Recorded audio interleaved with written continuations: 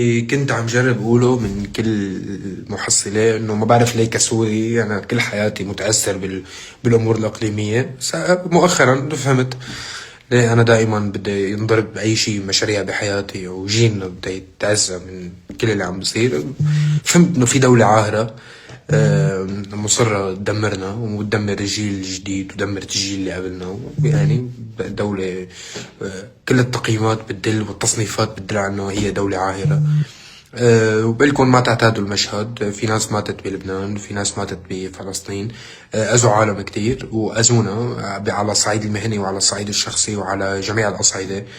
آه، خلينا نحس بأكتر بالناس، أكتر بالأذى، أكتر شي يعني حرب. مش ريل على انستغرام هذا اللي عم بصير، مش شي عم نقلب ونتفرج وخلص ونتسلى. هذا شي أكبر من هيك بكتير.